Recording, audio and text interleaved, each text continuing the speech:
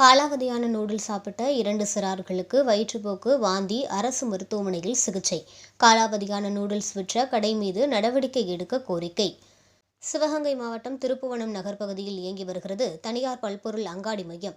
இந்த கடையில் 2 சிறார்கள் நூடுல்ஸ் வாங்கி சென்றுள்ளனர். அந்த நூடுல்ஸ் வீட்டில் போய் இரவு சாப்பிட்டவுடன் வயிறு வலி ஏற்பட்டுள்ளது. தொடர்ந்து வாந்தி, வயிற்றுப்போக்கு ஏற்பட்டு உடல் நலம் குன்றியுள்ளது. உடனடியாக அந்த நூடுல்ஸ் டப்பாவை எடுத்து பார்க்கையில் காலாவதியான நூடுல்ஸ் என்று தெரிய வரவே அதிர்ச்சி அடைந்தனர். இதனைத் தொடர்ந்து உடனடியாக திருப்புவனம் அரசு மருத்துவமனையில் குழந்தைகள் அனுமதிக்கப்பட்டு சிகிச்சை அளிக்கப்பட்டு தற்போது அவர்கள் வீடு திரும்பியுள்ளனர். இதுகுறித்து உணவு பாதுகாப்புத்துறை அதிகாரிக்கு தகவல் தெரிவிக்கவே சம்பந்தப்பட்ட கடைக்கு சென்று காலாவதியான ஒரு நூடுல்ஸ் டப்பா மற்றும் மசாலா பாக்கெட்டுகளை பறிமுதல் செய்துள்ளனர். இச்சம்பவம் அப்பகுதியில் மிகுந்த பரபரப்பை ஏற்படுத்தியுள்ளது. காலாவதியான பொருட்களை விற்ற கடை மீது கடுமையான நடவடிக்கை எடுக்க வேண்டும் என்று பெற்றோர்கள் கோரிக்கை விடுத்துள்ளனர்.